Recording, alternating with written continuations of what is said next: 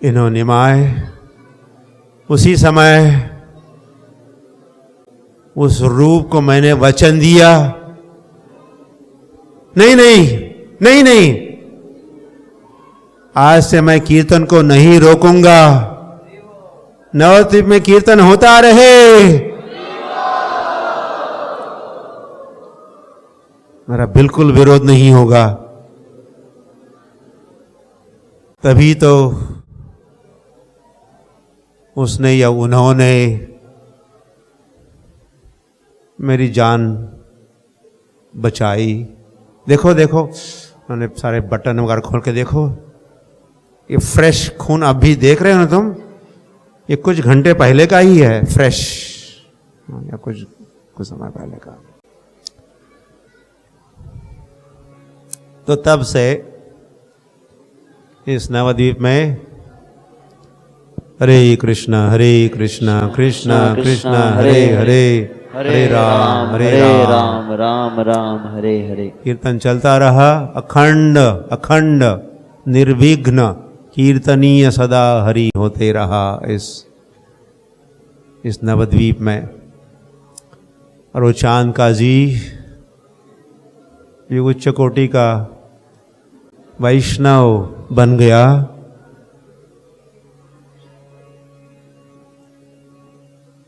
तो इस चांद का जी की समाधि है जहाँ, वह सारे वैष्णव जब मायापुर नवद्वीप में आते हैं तो चांद का जी के समाधि का दर्शन करने जाते हैं।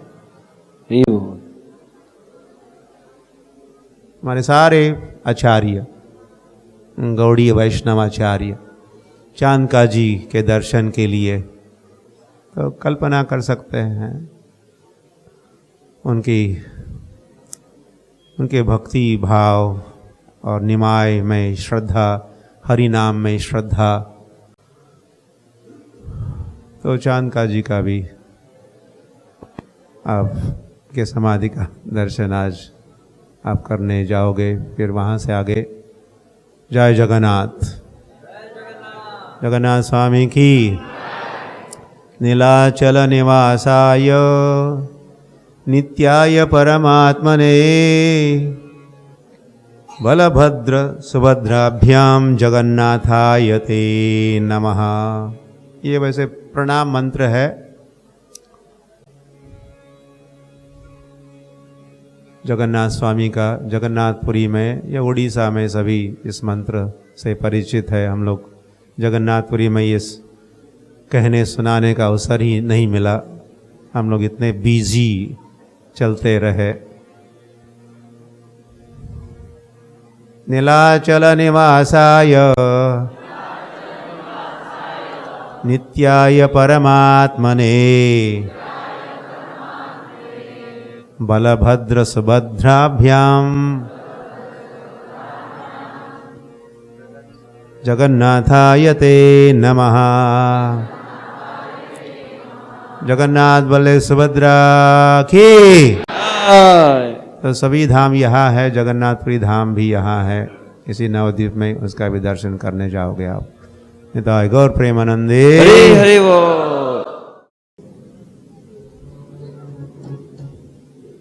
जब गुंडीचा मार्जन हो रहा था तो गुंडीचा मार्जन के लिए जो जल ला रहे थे घड़े भर भर के, तो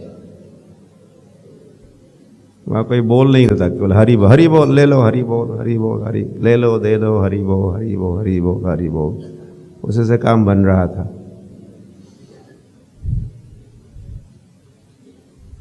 कई बातें नहीं कहने से भी चल जाता है वैसे। कुछ हरि बोल कहा, हरे कृष्ण कहा। फोन में भी आप लोग हरि बोल कहते हैं, हरे कृष्ण कहते हो। हाय हेलो छोड़ो, हरे कृष्णा।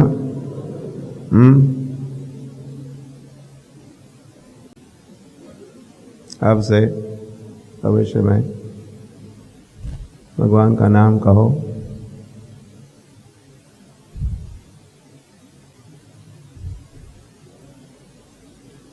ऐसी व्यवस्था थी वैसे हमारे संस्कृति में। अपने परिवार के सदस्य हरिवो हरो या पुत्र पुत्रियों के नाम भी भगवान के नाम हुआ करते थे। इसलिए नारायण नारायण कहा उस अजामिल ने, तो अजामिल का उद्धार हुआ। तो दिन भर नारायण आ जाओ, नारायण बैठो, नारायण मिठाई खाओ, नारायण नारायण नारायण नारायण नारायण का जप कर रहा था। तो अनजाने उसको लाभ हो रहा था नारायण के नाम के उच्चारण से, अननोइंगली हम लोग कृष्ण कॉन्शियस बन जाते हैं।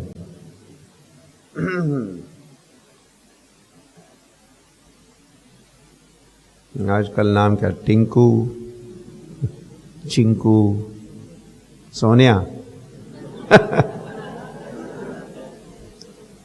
ऐसे क्या, ये पूरा कल्चर है, संस्कृति है, संस्कार है। संस्कारात् भवेत् द्विजः। हम लोग दूसरा जन्म होता है, हम लोग नए व्यक्ति बन जाते हैं, नया जीवन, क्रांति होती है हमारे जीवन में। ये हरे कृष्ण करने से फिर अंतरिक्ष परिवर्तन, हृदय परिवर्तन,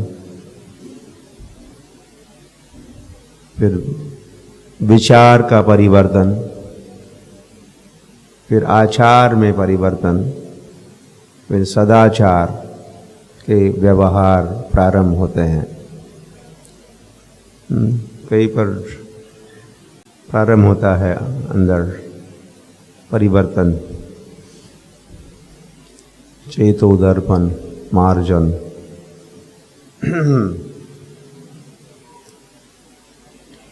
तो एक समय गंगा नहीं थी यहाँ,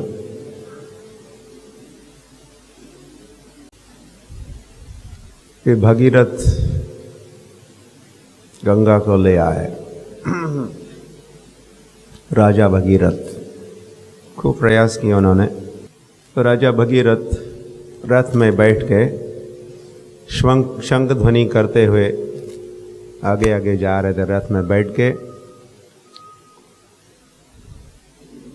और गंगा मैया पीछे मगरमच्छ के पीठ पर बैठ के, जो उसका वाहन है क्रोकोडाइल, मगरमच्छ, सुसर, मतलब सुसर,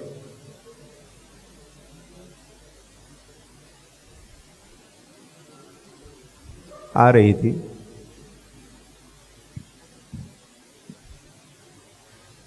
तो यह द्वीपों में से जो जाह्नू द्वीप है, उस द्वीप में से रथ को आगे बढ़ाए। तो पीछे से आ रही थी जो गंगा, और संध्या का समय, संध्या वंदना कर रहे थे जाह्नू मुनि, संध्या वंदना। तो सारी सामग्री वहाँ थी, आचमन पात्र, पुष्प, धूप, दीप, नैवेद्य इत्यादि। तो रथ आगे बढ़ा और पीछे से जो गंगा आई तो उसी के साथ सब अस्ता व्यस्त, उल्टा पलटा सब कुछ बह के भी गया। तो ये किसकी करतूत है?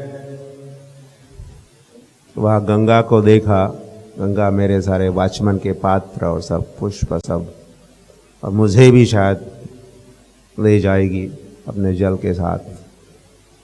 इतने में जाह्नू मुनि क्या कि पूरे गंगा को पी लिए, गंगा का नामो निशान नहीं रहा।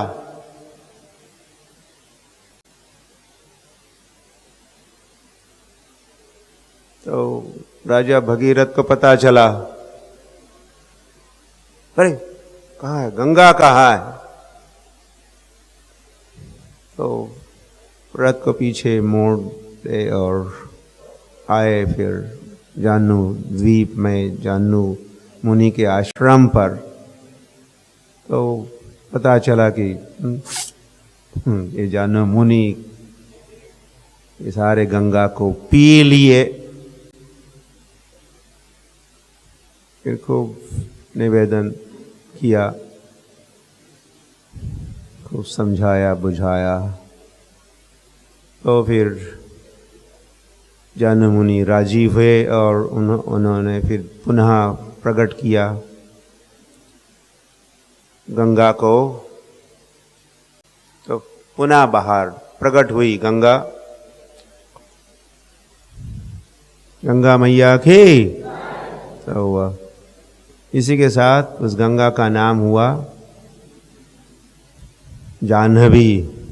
जाह्नवी तट बने जग मन लोभा। तो जाह्नवी के तट पर गौरांग महाप्रभु की आरती होती है। यहाँ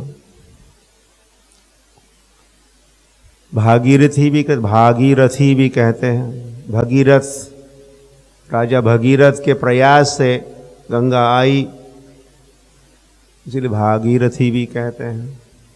कई नाम है, जैसे गंगा के सहस्त्र नाम है। गंगा सहस्त्र नाम है, 1000 नेम्स ऑफ गंगा। तो पुनः आगे बढ़ना था, गंगा सागर तक पहुंचना था उनको, कपिल मुनि के आश्रम। क्या सगर राजा के 60,000 पुत्र जो कपिल मुनि के शाप से राख बने थे, सारा इतिहास है। तो उनका उद्धार तभी होना था। कपिल भगवान ही कहते अब गंगा ही उद्धार करेगी। तो उसी परंपरा में आने वाले राजा दिलीप और फिर ये राजा भगीरथ, उनके प्रयास से गंगा आई और उनको ले जाना था गंगा सागर तक। गंगा सागर को जहाँ मिलती है उसको गंगा सागर कहते हैं। तो यहाँ से दूर नहीं है। तो हुआ तो यहाँ तो वो जाह्नवी जब बनी जानु मुनि से पुनः जब और निकली ये गंगा, तो आगे जाना था। इतने में गंगा मैया को पता चला कि गौर पूर्णिमा उत्सव अब कुछ ही दिनों में मनाया जाएगा।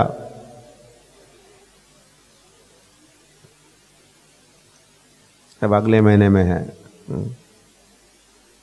तो कई पोस्टर पढ़ा होगा या बैनर पढ़ा होगा मायापुर में, गौर पूर्णिमा उत्सव में आप सादर निमंत्रित हो।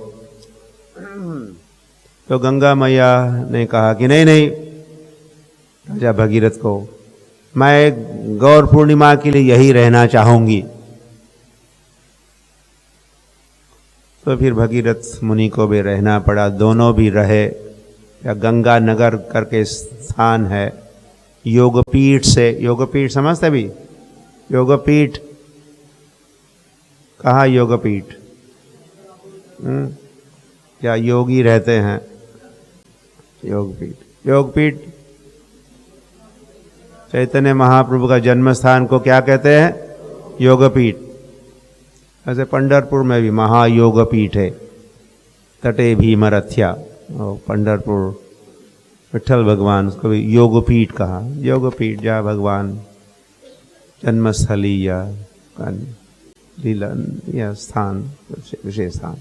तो वही वहाँ से योगपीठ से कुछ ही दूरी पर गंगा नगर है, वहाँ रहे दोनों।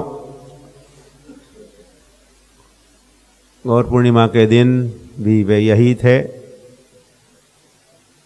उन्होंने निर्जला उपवास किया। गंगा ने निर्जला उपवास किया। कैसे किया होगा?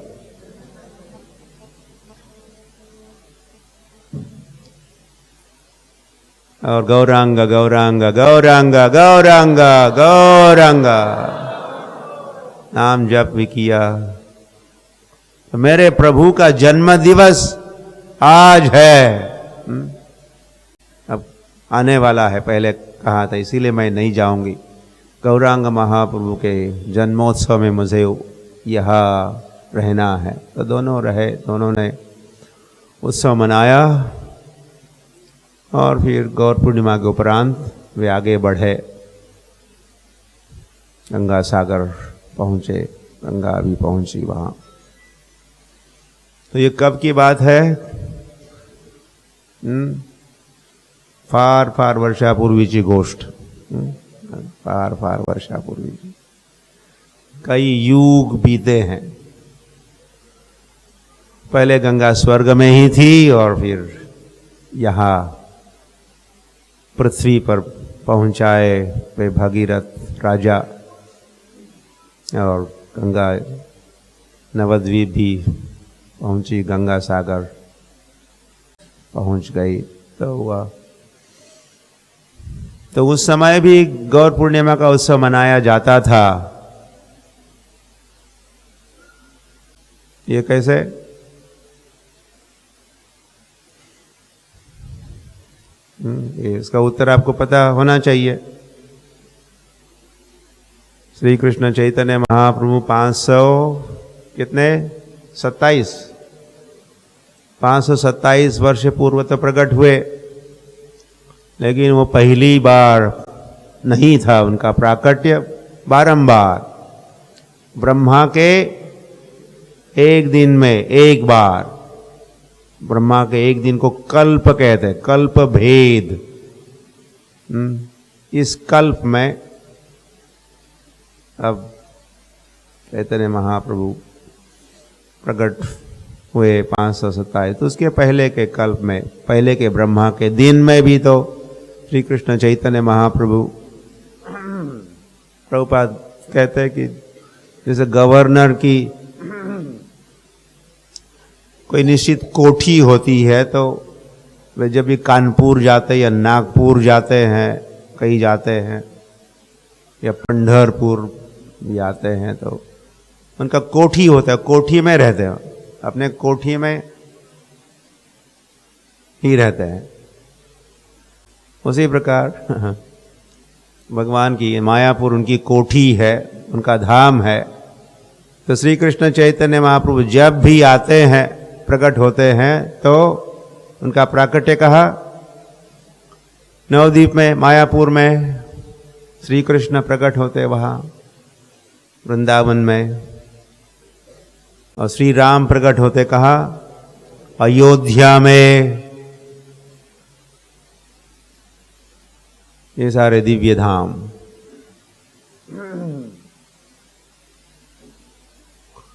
तो क्योंकि ये शाश्वत धाम है, तो श्री कृष्ण चैतन्य महाप्रभु कई बार आते हैं।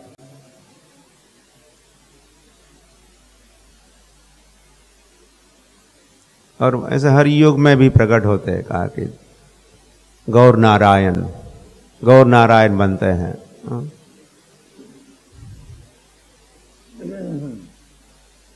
लेकिन फिर एक समय स्वयं गौरांग महाप्रभु, कृष्णस्तु भगवान स्वयं, वैसे ही गौरांग महाप्रभु भी प्रकट होते हैं। तो हुआ गौर पूर्णिमा उत्सव भी सदा के लिए मनाया जाता है। ये इस गंगा अवतरण लीला के से समझ में आता है। तो श्री कृष्ण चैतन्य महाप्रभु सदा हृदय कंदरे स्फुरतु वह सचिनंदनः। ऐसे श्री कृष्ण चैतन्य महाप्रभु हमारे हृदय प्रांगण में सदैव क्या करे? प्रकट हो, स्फुरित हो। ऐसे रूप गोस्वामी प्रभुपाद प्रार्थना किए। भगवान के प्राकट्य का प्रमाण होता है शास्त्र। कई शास्त्रों के उद्धरण है।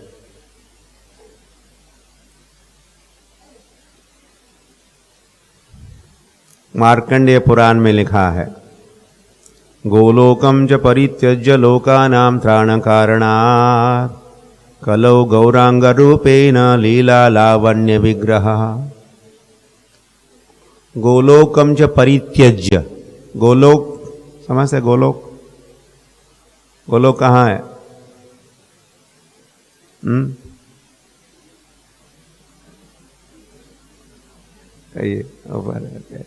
भगवान का धाम गोलोक। गोलोकम च परित्यज्य, उसको त्याग कर। क्यों त्यागते हैं? लोकानाम त्राण कारणात्, लोगों को जो त्राण या त्रास कष्ट होता है इस संसार में, तो भगवान आते हैं और उद्धार करते हैं। कलो गौरांग रूपेण, कलयुग में गौरांग महाप्रभु के रूप में प्रकट होंगे। लीला लावण्य विग्रह, विग्रह उनका रूप होगा लावण्य, बड़े सुंदर रूप में परम मनोहर विग्रह धारण करेंगे भगवान। तो कहाँ से आते? गोलोकम च परित्यज्य। वायु पुराण में कहा है, कलो संकीर्तन आरंभे भविष्यामि सचीसुतः। कलयुग के प्रारंभ में, ये कलयुग का क्या चल रहा है अभी? प्रारंभ है। कलयुग 4,32,000 वर्षों का होता है। कितना? बाप रे बाप, आपको 4,32,000। उसमें से कितने हजार? केवल 5,000 वर्ष बीत चुके हैं। तो ये कली युग का प्रारंभ, प्रथम संध्या कहा जाता है। उसमें श्री कृष्ण चैतन्य महाप्रभु सचीसुतः, सचीसुत बनते हैं, सची के पुत्र के रूप में प्रकट होते हैं।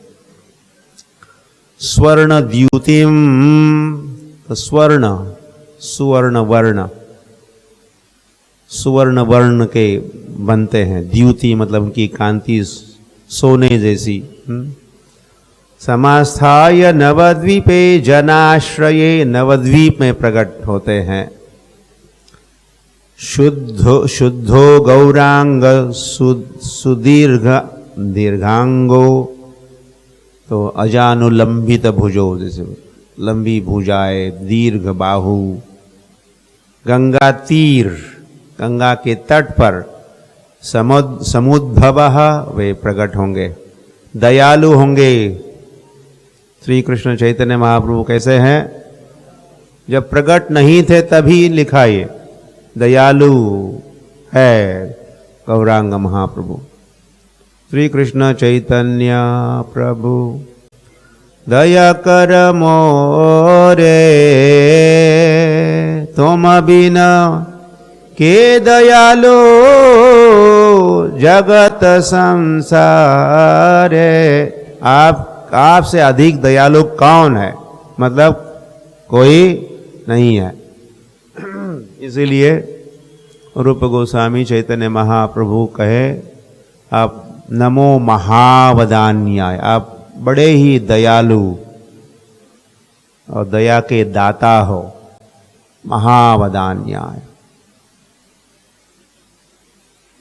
मौसम पतित प्रभु न पाई बेयार, और मुझसे पतित तो आपको कोई मिलेगा नहीं प्रभु। इसीलिए क्या करो प्रभु? मुझ पर दया करो। तो पतित होना भी, उसका लाभ उठा सकते हैं हम। पतित होना तो कोई अचरज वाली बात नहीं है। इस संसार में है मतलब पतित तो होंगे ही। कारागार में मतलब कोई गुनाह, कोई कुछ किया होगा, बदमाशी, चोरी, ये वो कुछ, अभी तो कारागार में है। तो या इस ब्रह्मांड में पहुंचा है मतलब कोई समस्या तो है।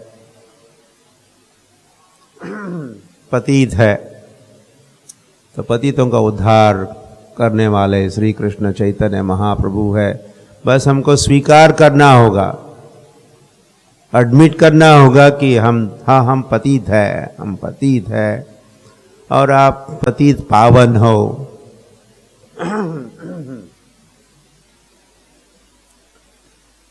कीर्तनग्राही भविष्यामि कलौ युगे। तो कीर्तन को ग्रहण करने वाले कलयुग में प्रकट होंगे श्री कृष्ण चैतन्य महाप्रभु।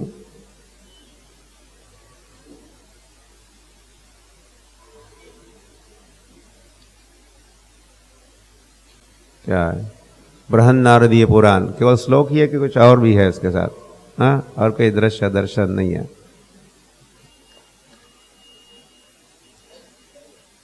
प्रच्छन्न विग्रह या कहा बृहन नारदीय पुराण। प्रच्छन्न विग्रह मतलब मैं छिप के आता हूं।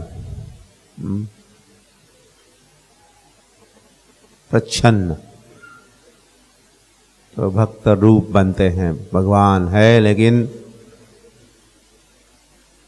भक्त की भूमिका निभाते हैं, भक्त बन जाते हैं, भक्ति करते हैं श्री कृष्ण चैतन्य महाप्रभु।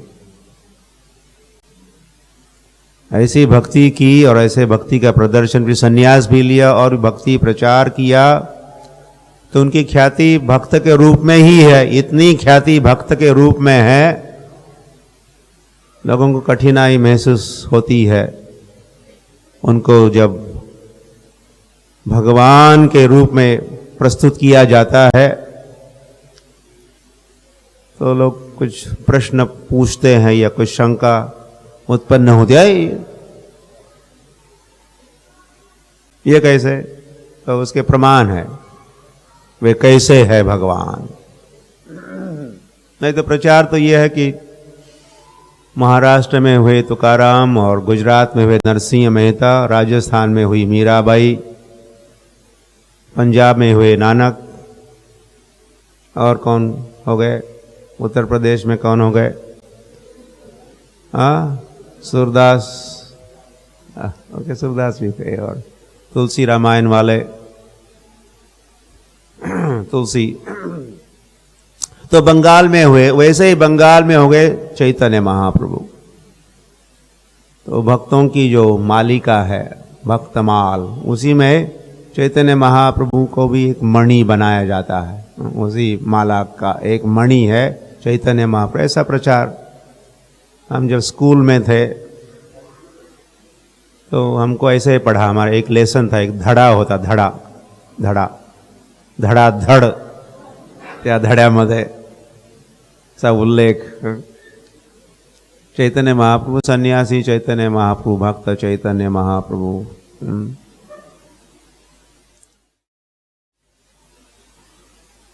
हाँ भक्त की तो भूमिका निभा रहे थे, रोल कर रहे थे भक्त का, लेकिन है या थे वे स्वयं भगवान।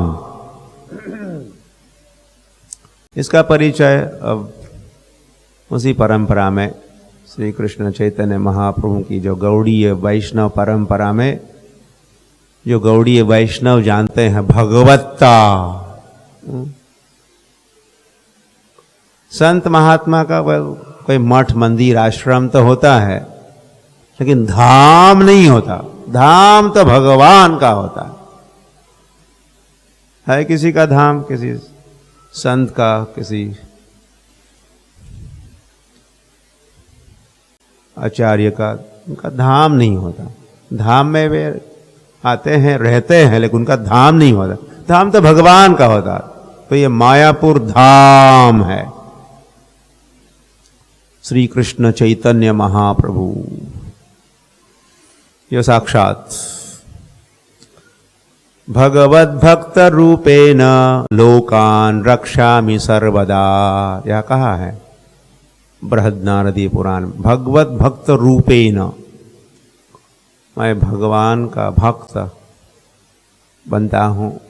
लोकान रक्षामि, लोगों की रक्षा करूँगा। परित्राणाय साधुनाम जो कहा है, और एक पुराण में लिखा है, शायद वायु पुराण, या पौर्णिमाश्याम फाल्गुनस्य फाल्गुनी रुक्षयोगतः भविष्ये गौररूपेण सचिगर्भे पुरंदरात्। किस दिन भगवान प्रकट होंगे? ये शास्त्र इतने एक्यूरेट होते हैं, हजारों लाखों वर्ष पहले ही कहते हैं भगवान कब प्रकट होंगे, किसके पुत्र होंगे, उनका रूप कैसा होगा, कौन सी लीला होगी उनकी।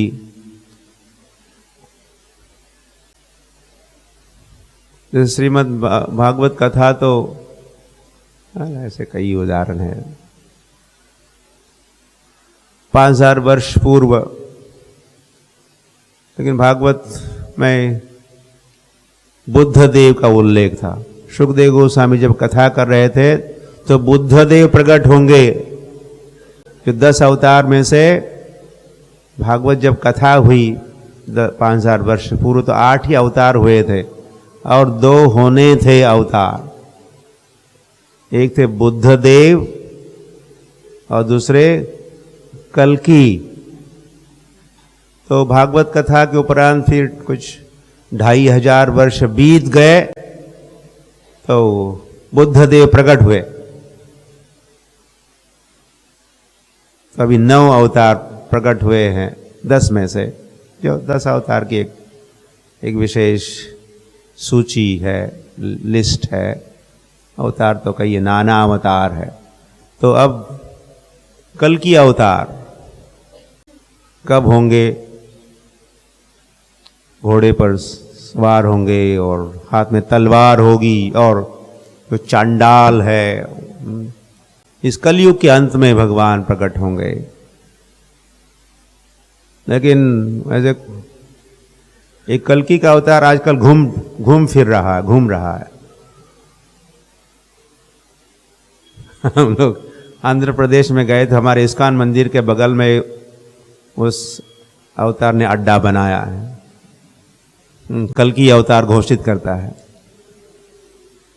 उस कल्कि अवतार को इतना भी ज्ञान नहीं कब प्रकट होना चाहिए था मुझे। तो झूठ कहीं का। भगवान कब प्रकट होंगे, कैसे दिखाई देंगे? तो ये कल्कि अवतार तो घोड़े पर सवार नहीं होता, हाथ में तलवार भी नहीं है, अपने पत्नी के साथ वो घूमता फिरता है वैसे। इनका जोड़ा है।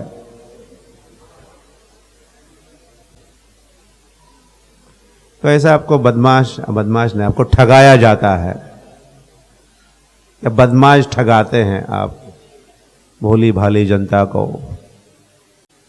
फलाना भगवान आज तक स्वामी था और फिर हो गया स्वामी का नारायण हो गया, स्वामी नारायण। ये फलाना ये भगवान। हमारे देश में तो कई गलियों में घूमते रहते भगवान, इधर उधर, ये भगवान वो भगवान। तो श्री कृष्ण चैतन्य महाप्रभु प्रकट हुए तो उनके चरण चिन्ह अंकित थे अलग अलग चिन्हों से। तो इस भगवान के चरण आप दर्शन दीजिए भगवान, आप कह सकते हो। उस चरणों के तलवे में अगर वो चिन्ह नहीं है तो फिर आप उस भगवान को लात मार सकते हो, आउट। कैसे भगवान? ठीक है, थोड़ा अवतार, थोड़ा विराट रूप दिखाओ, प्रभुपाद कहते हैं। तो 10वें अध्याय में भगवान गीता के अध्याय में अपने वैभव भी कहे, और फिर 11वें अध्याय में उन्होंने सारा प्रूफ दिखाया, सारे वैभव ने विराट रूप में दिखाए। डेमोन्स्ट्रेशन, प्रत्यक्षित। तो भगवान षडैश्वर्य पूर्ण भगवान। तो यह का पौर्णिमाश्याम फाल्गुनस्य, फाल्गुन पूर्णिमा को भगवान प्रकट होंगे गौर रूपेण सची गर्भे पुरंदराद, पुरंदर मतलब जगन्नाथ मिश्र, पुरंदर।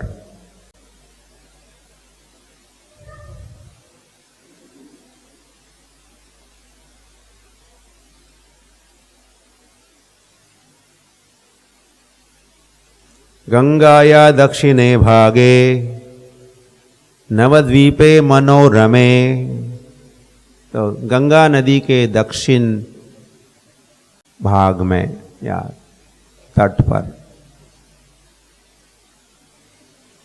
ये स्थिति है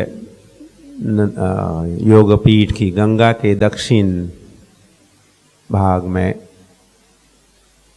नवद्वीपे जो सुंदर मनोरम रमणीय कली पाप विनाशाय सची गर्भे सनातनी,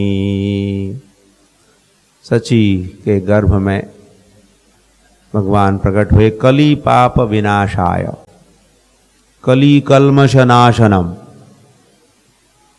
तो कली का जो पाप है, कली के जो दोष है, उसके विनाश के लिए श्री कृष्ण चैतन्य महाप्रभु प्रकट हुए। इस पाप के विनाश के लिए उन्होंने कोई हथियार साथ में शस्त्र अस्त्र नहीं लाए। वो सुदर्शन नहीं था,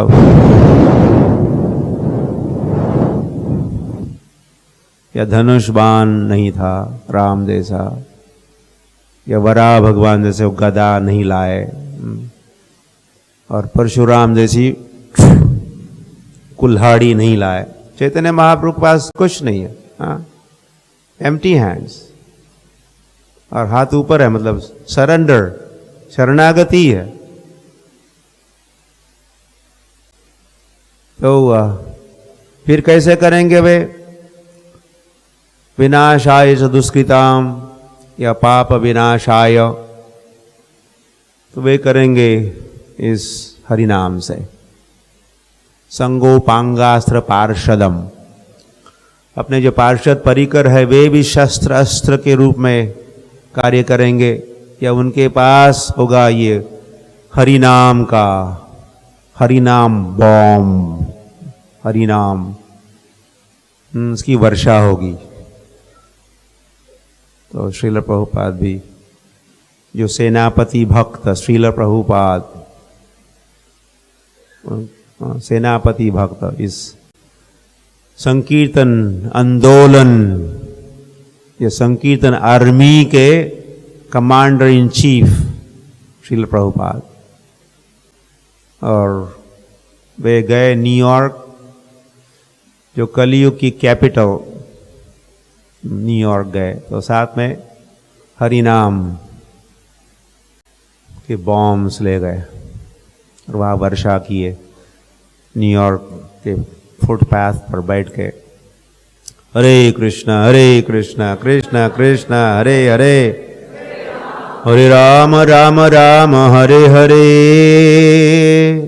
तो इसी के साथ ये कली पाप विनाशाय, कली कल्मष नाशनम का, कली कल्मष नाशनम। ओम हरे राम राम राम हरे हरे, हरे कृष्ण कृष्ण कृष्ण हरे हरे। इति षोडशकं नाम्नां कली कल्मष नाशनम, नातः परतरो उपायः सर्ववेदेषु दृश्यते। श्री ब्रह्मा उवाच, ब्रह्मा जी कहे, नारद जी को कहे, ये जो हरे कृष्ण महामंत्र है, षोडशकम नामना, 16 नामों का, 16 नाम इसमें, हरे कृष्ण इस प्रकार 16 नाम। यदि षोडशकम नामनाम कली कल्मष नाशनम, कली के जो कल्मष है उसका नाश करता है ये हरे कृष्ण महामंत्र। नाम नामकारी बहुधा निज सर्वशक्तिस, तो सारी शक्ति भरी हुई है इस मंत्र में, और ये कली के कलमश का नाश करने वाला है। ये ब्रह्मा कहे तो सुखदेव गोस्वामी भी कहे थे, कलेर दोष निधे राजन, हे राजा परीक्षित, ये कलियुग क्या है, कैसा होगा? कलेर दोष निधे, दोष की निधि भंडार होगा। कलेर दोष निधे राजन अस्ति एको महान गुना। वैसे कलयुग के अवगुण ही अवगुण है, लेकिन एक गुण है, एक महान गुण है, और वो कौन सा है? कीर्तनादेव कृष्णस्य मुक्त संगः परम व्रजेत। केवल इस हरि नाम संकीर्तन से मुक्त संगः, व्यक्ति संग से मुक्त होता, मुक्त संगः। तो संग, असत्संग, यह संसार का संग त्यागात सतो वृत्ते है। साधकों को संग को त्यागना चाहिए। या जो कई वैष्णवाचार, वैष्णवाचार संग त्याग, असत्संग त्यागात ये वैष्णवाचार। जो असत्संग को त्यागते हैं वे कहलाए जाते हैं वैष्णव। ये वैष्णव की पहचान। कौन है वैष्णव? असत्संग त्यागात, ये वैष्णव आचार। तो संग के दो प्रकार, एक सत्संग, सत्संग या जो हो रहा है ये कैसा संग है? सत्संग। सत क्या है? ओम तत् सत, भगवान ओम तत्सत है, या सत्य है, शाश्वत है।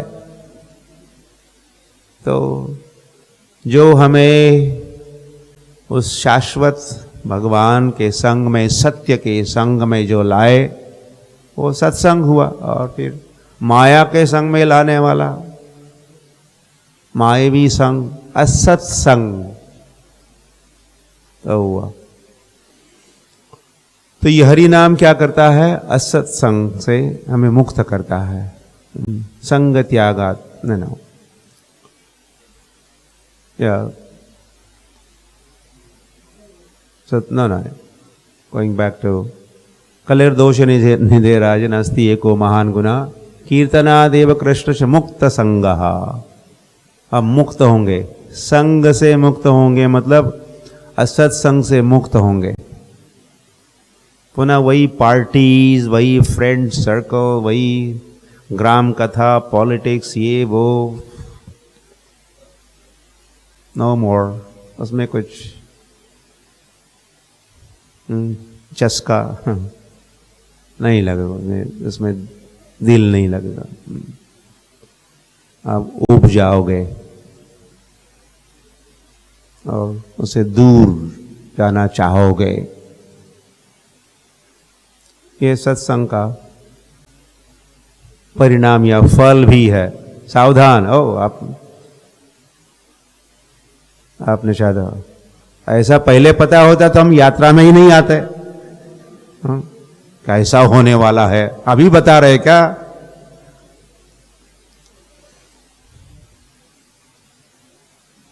ऐसा पहले ही बताते तो शायद आप आते ही नहीं इसलिए बताया नहीं। तो एक सत दूसरा असत है, तो हम लोग खींचे जाएंगे सत की ओर। तो असत से मुक्त संगः परम व्रजेतम जाएंगे, ऊपर जाएंगे भगवान के धाम।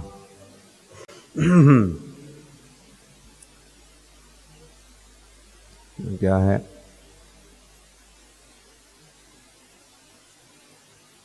द्विजकुलम प्राप्तो भविष्यामि जनालये। द्विजकुलम, द्विजवर। श्री कृष्ण चैतन्य महाप्रभु एक ब्राह्मण परिवार में प्रकट हुए। जगन्नाथ मिश्रा उच्च कोटि के ब्राह्मण थे।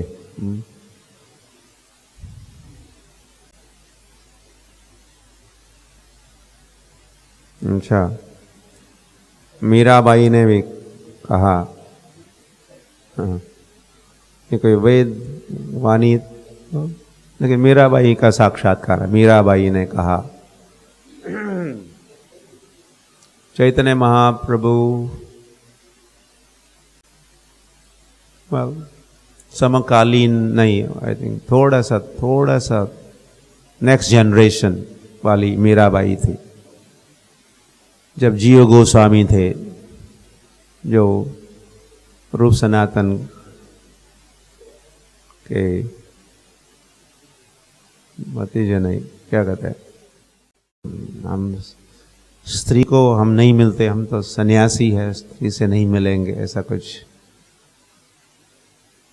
सुना मीराबाई ने। तो मीराबाई कही थी, ओ हमने तो सुना था कि एक ही पुरुष है, गोविंदम आदि पुरुषम, लेकिन यहाँ वृंदावन में कोई कह रहा है कि वो स्वयं भी पुरुष है और स्त्री से नहीं मिलना चाहता।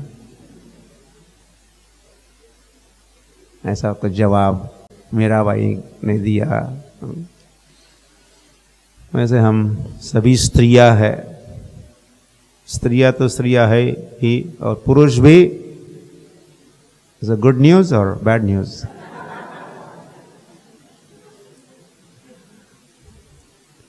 पुरुष एक है, पुरुष बस एक पुरुष है। पुरुष मतलब भोक्ता, तो भोक्ता के भोगने योग्य जो है वो स्त्री है, प्रकृति है। पुरुष और प्रकृति ऐसा है। तो पुरुष तो एक है और उनकी प्रकृति है, जीव प्रकृति है। फिर स्त्री के शरीर में है या पुरुष के शरीर में है, दोनों भी वैसे प्रकृति है, पुरुष तो एक है। तो वो मीराबाई ने भी गीत लिखा, सब जग जग को ये माखन चोरा, नाम धर्यो वैरागी। पहले तो माखन चोर था, लेकिन अभी ये कौन बन गया? वैरागी हो गया। चैतन्य महाप्रभु की बात कह रही है। कित छोड़ी व मोहन मुरली, कित छोड़ी, आवाज थोड़ा बढ़ा दिया क्या? कित छोड़ी, अने थोड़ा ऊंचा करो। कित छोड़ी सब गोपी, कहा मुरली, मोहन मुरली कहाँ है और वो सब गोपियाँ कहाँ है? अभी तो तुम क्या कियो? मूड मुड़ाई डोरी कटी बांधी, माथे मोहन टोपी। तो आपने तो मुंडन किया है। कहाँ गई मुरली और कहा छोड़ी तुमने गोपी? अब तो सन्यास लिए हो, वैरागी बने हो। देखते हो क्या है। मात जसोमति माखन कारण, बांधे जाके पाव। जसोमती बांधा उखळाला, याला बांधा उखळाला, लोण्याचा चोर हा बांधा उखळाला। तो बांधो इसको। तो यशोमती मैया जिसको माखन चोरी के कारण इसके पाव भी बांधी, कमर से बांधी। तो अभी श्याम किशोर भयो नव गौरा, वही श्याम किशोर अभी बने हैं ये गौरांगा। चैतन्य जाको नाव, जिनका अब नाम हुआ है चैतन्य। पीतांबर को भाव दिखावे, कटी कोपिन कसे। अभी तो कोपिन लंगोटी पहन ली उन्होंने कमर में, कुछ ही वस्त्र।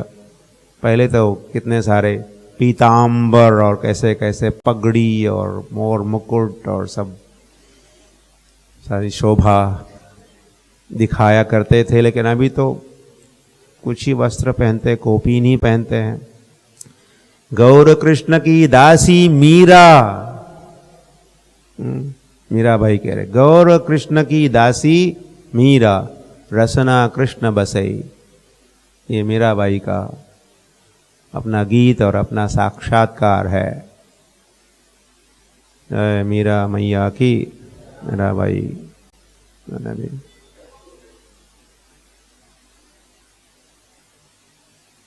ओके, महाभारत में भी चैतन्य महाप्रभु संन्यास लेंगे, इसका प्रमाण मिलता है।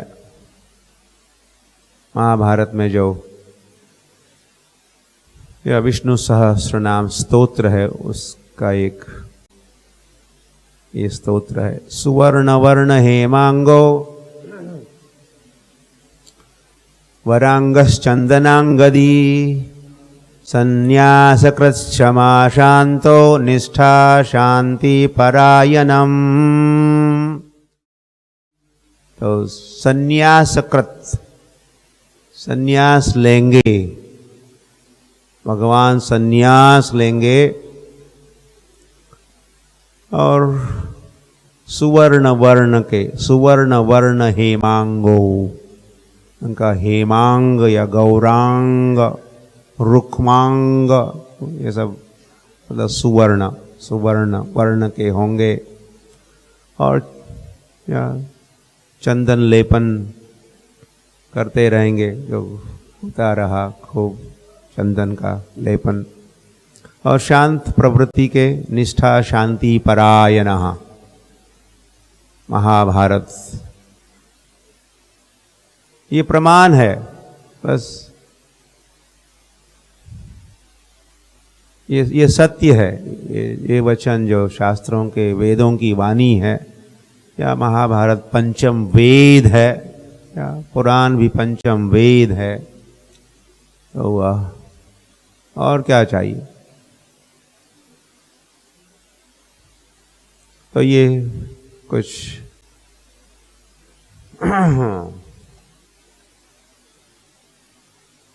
उदाहरण या वचन प्रमाण हम सुनते पढ़ते हैं, तो फिर हमारे मन में कोई शंका है, प्रश्न है, ये भगवान है चैतन्य महाप्रभु, जी सचमुच?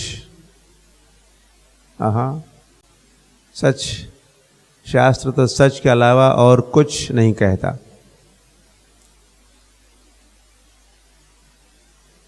ये शब्द प्रमाण है, सर्वोच्च प्रमाण शब्द प्रमाण, शास्त्र प्रमाण।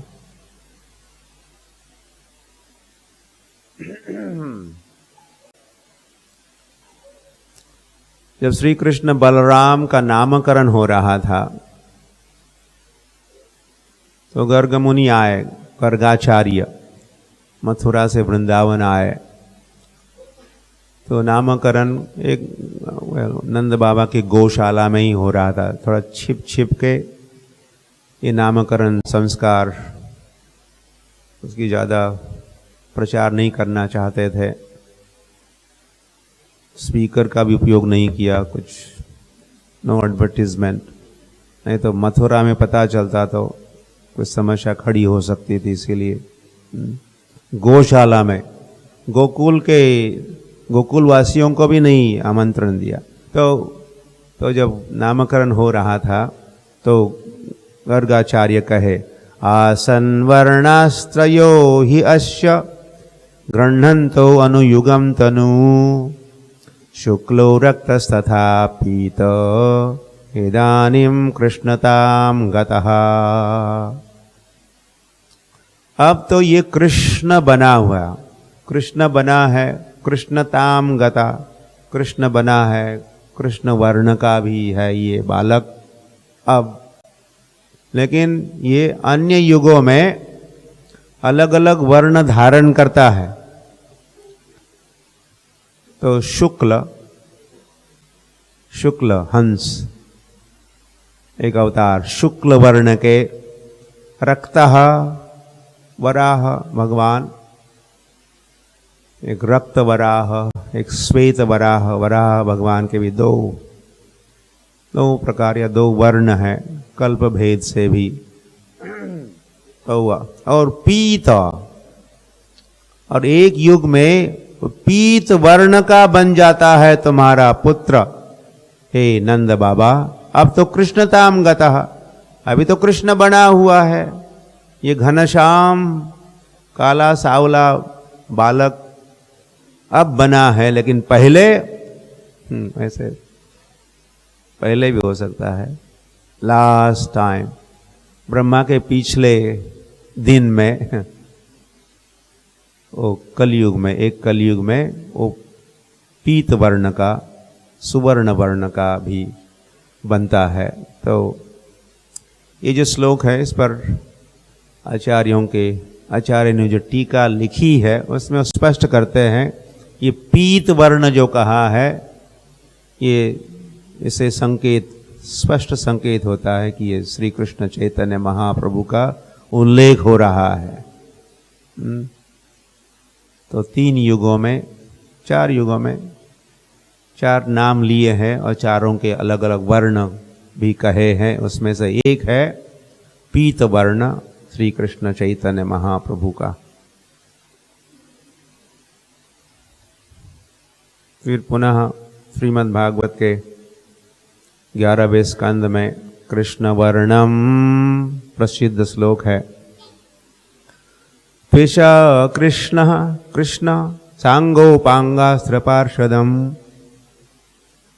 यज्ञै संकीर्तन प्रायैर यजंती ही सुमेधसः। तो भगवान यह अलग अलग अवतारों का ही उल्लेख हो रहा है। ये जो यह इसके आगे पीछे के जो श्लोक है श्रीमद् भागवत के 11वें स्कंद के 5वें अध्याय के, तो वह यह कलयुग में भगवान प्रकट होंगे और क्या करेंगे? कृष्ण वर्णम। कृष्ण क्या करेंगे? कृष्ण वर्णम। या वर्ण या रंग से मतलब नहीं, या वर्ण मतलब रंग भी होता है, या वर्ण मतलब वर्णन है, वर्ण से वर्णन, या वर्णमाला भी होती है। वर्णमाला क ख ग घ ट ठ ड ढ प फ ब भ य र ल व, ये वर्णमाला है। तो इस वर्णमाला, तो जो वर्णन होता है तो वर्णमाला का भी उपयोग होता है उसके अक्षरों का। तो भगवान प्रकट होंगे और वर्णन करेंगे, गुण गाएंगे भगवान के। त्विषा अकृष्ण,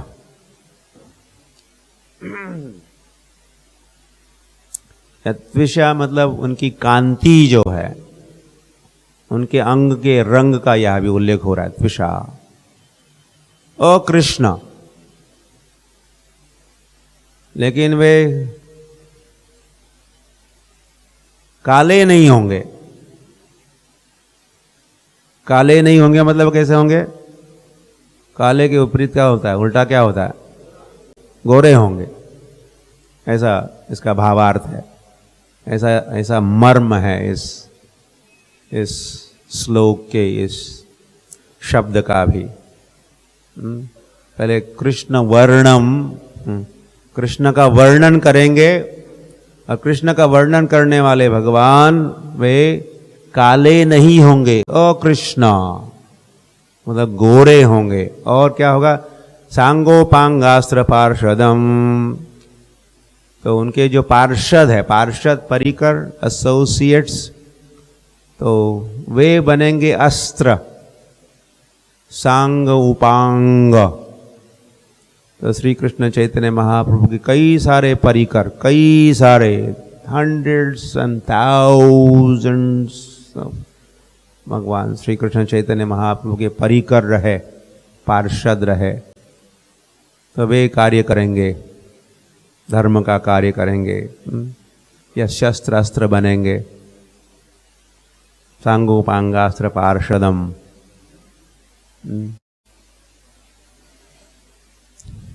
और ये भगवान क्या करेंगे? यज्ञै संकीर्तन प्रायैर यजंती ही सुमेधसः।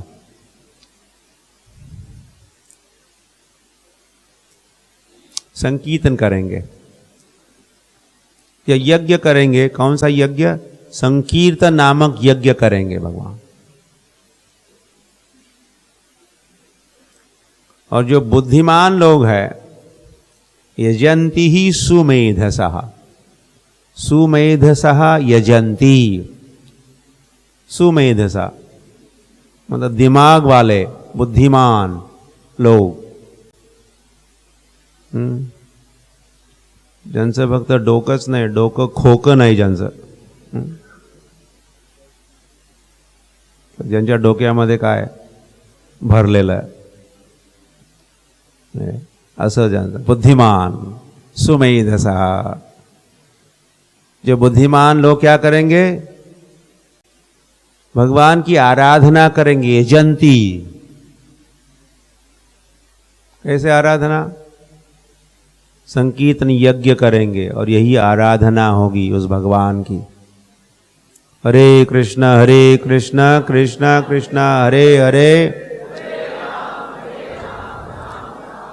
ये भगवान की आराधना भी है। ये नाम जप, ये संकीर्तन, ये यज्ञ भी है। स्वाहा स्वाहा स्वाहा, वो यज्ञ ही यज्ञ नहीं, संकीर्तन यज्ञ, जिसको भगवान गीता में कही, यज्ञानाम जपयज्ञोस्मि। सारे यज्ञों में, यज्ञों में सर्वश्रेष्ठ यज्ञ कौन सा है? जप यज्ञ। और आसान भी है, बड़ा आसान, और कोई खर्चा नहीं है, और कोई काल का कोई बंधन नहीं है। और कितना महंगा होता है सुमेध यज्ञ, सुमेध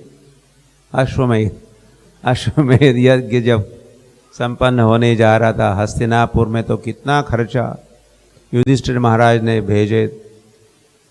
आपके भीम, आपके हमारे भीम यहाँ आए थे, नवद्वीप तक आए थे, एक राजा के साथ लड़े हुए, धनराशि इकट्ठा करने के लिए, और अर्जुन को भेजा था। बहुत सारा धन इकट्ठे की अर्जुन, इसलिए धनंजय कहलाए। तो खूब सारा धन, बहुत तैयारी हो रही है। तो बड़े खर्चीले महंगे होते हैं यज्ञ, लेकिन जप यज्ञ के लिए कोई खर्चा पानी है? थोड़ा इस शरीर नामक यंत्र में थोड़ा पेट्रोल, प्रसाद रूपी पेट्रोल भर दो, उठाओ माला और हरे कृष्ण कृष्ण कृष्ण हरे हरे। आप जहां बैठे हो, आपको उठने की आवश्यकता नहीं। चलो जप यज्ञ प्रारंभ करो, कहते ही आपको नहीं जप यज्ञ हमने कहा, हाथ में जप, माला कहाँ है? हाथ, कीर्तन हो रहा।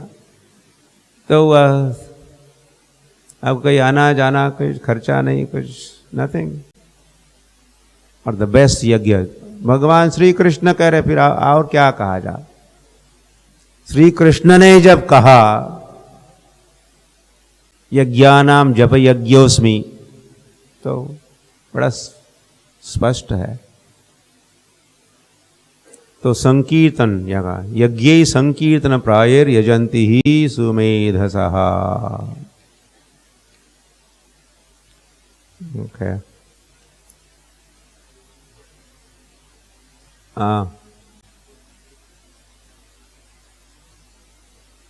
ओके, और एक दो। अहम पूर्णो भविष्यामि युगसंध्यो विशेषतः मायापुरे नवद्वीपे भविष्यामि सचीसुतः। गरुड़ पुराण। कितना स्पष्ट है, और कोई कठिन संस्कृत भी नहीं है, जो हिंदी मराठी भाषी इसको आसानी से समझ सकते हैं। अहम पूर्णो भविष्यामि, मैं पूर्ण, हाँ मैं प्रकट होऊंगा। युग संध्यो, युग संध्या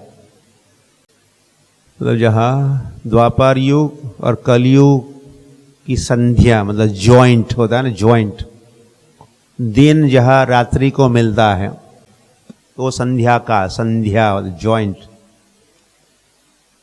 तो उस समय मैं प्रकट, कहाँ प्रकट हूँ? भविष्यामि मायापुरे नवद्वीपे।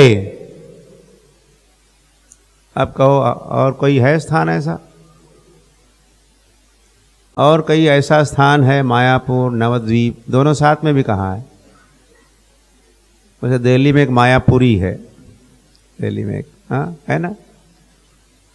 दिल्ली वाले नहीं आपके मायापुरी? नारायण के पास। हाँ, कई बार लोगों को लगता है मायापुर भगवान का धाम, मायापुर और भगवान का धाम मायापुर, लगता है माया का कोई पुर है ये माया का कुछ है ये या कुछ मियाँ कहते हैं, या मुस्लिम भी रहते मियाँ मियाँ,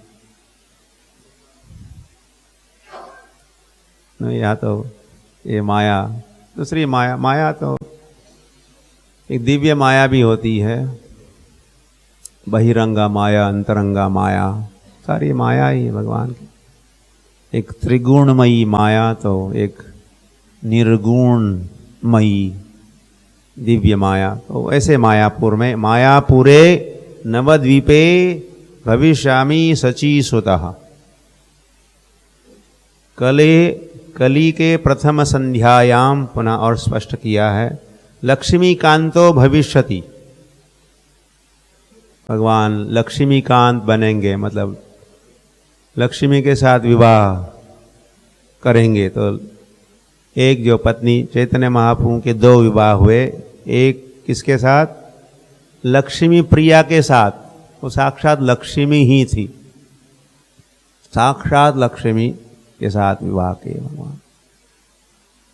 साधारण स्त्री के साथ भगवान विवाह नहीं करते। ये द्वारिका में 16,108 जो रानियां थी, वो साधारण जीवात्मा नहीं हो, साधारण जीव नहीं। ये राधा के विस्तार, गोपिया उनके विस्तार, ये महिषिया कहते हैं, रानिया वृंदावन द्वारिका की, और उनके आगे विस्तार फिर वैकुंठ की लक्ष्मियाँ। इस प्रकार ये सारे जीव नहीं है, ये जीव तत्व नहीं है। ये तटस्थ जो शक्ति भगवान की जीव, वो जीव तत्व नहीं है। जीव वो स्त्रियां साधारण जीवात्मा नहीं है। ये रुक्मिणी और सत्यभामा इत्यादि। तो श्री कृष्ण चैतन्य महाप्रभु ने जो विवाह किए, तो यहाँ का लक्ष्मीकांतः भविष्यति दारु ब्रह्म समीपस्थ। हाँ, दारु ब्रह्म कौन है? दारू ब्रह्म। ब्रह्म कैसा? दारू, प्यायची दारू नव्हे दारू, पहिलं तेच डोक्यामध्ये होतं, दारू। हा, दारू, ते दारू तो दारू ब्रह्म, दारू के कास्ट लकड़ी, दारू ब्रह्म समीपस्थ सन्यासी। तो चैतन्य महाप्रभु सन्यास लिए और सीधे कहाँ गए? जगन्नाथपुरी गए। तो दारू ब्रह्म समीप गए और वहाँ रहे, कुछ समय तो रहे और बाद में और अधिक रहे। गौर विग्रह अनार्भिता चरिम चिरात करुणयावतीर्णा कलौ। तो श्री कृष्ण चैतन्य महाप्रभु प्रकट होंगे और ऐसा कुछ भेंट देंगे ये संसार को, अनअर्पित, पहले कभी अर्पित नहीं की थी ऐसी भेंट, अपनी करुणा से ये सब करेंगे कलयुग में। समर्पितुम उन्नत उज्ज्वल रसाम। तो उन्नत उज्ज्वल रस मतलब ये माधुर्य रस को उन्नत उज्ज्वल रस कहा है। तो वो रस समर्पितुम देने के लिए, उसका स्वयं भी आस्वादन करते हैं श्री कृष्ण चैतन्य महाप्रभु। और उसको ये जो हरे कृष्ण महामंत्र के रूप में श्री कृष्ण चैतन्य महाप्रभु ये देते हैं, ये माधुर्य रस। क्योंकि हरे कृष्ण महामंत्र, हरे और कृष्ण मतलब राधा कृष्ण, यह माधुर्य रस ही है।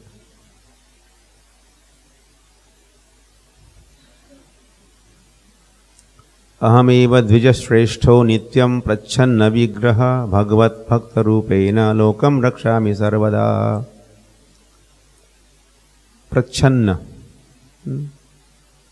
प्रच्छन्न विग्रह और भगवत भक्त के रूप में प्रकट होके लोगों की मैं रक्षा करता हूँ, करूँगा।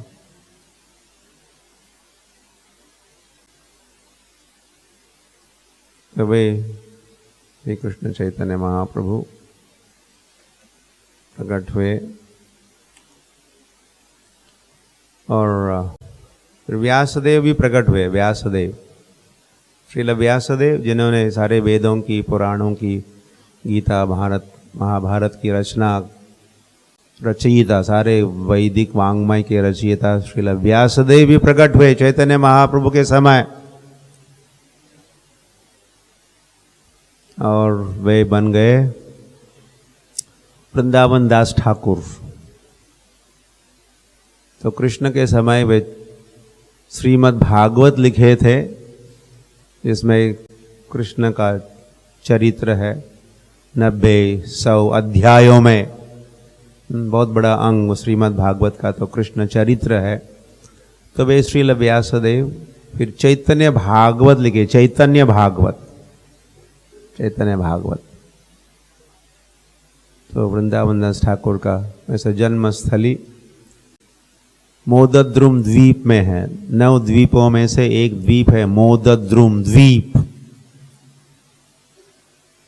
जिसकी तुलना वैसे अयोध्या के साथ। और वहाँ श्री राम सीता भी रहे कुछ समय के लिए। और वह दास्य भक्ति है उस द्वीप में। हनुमान जो दासों में श्रेष्ठ है।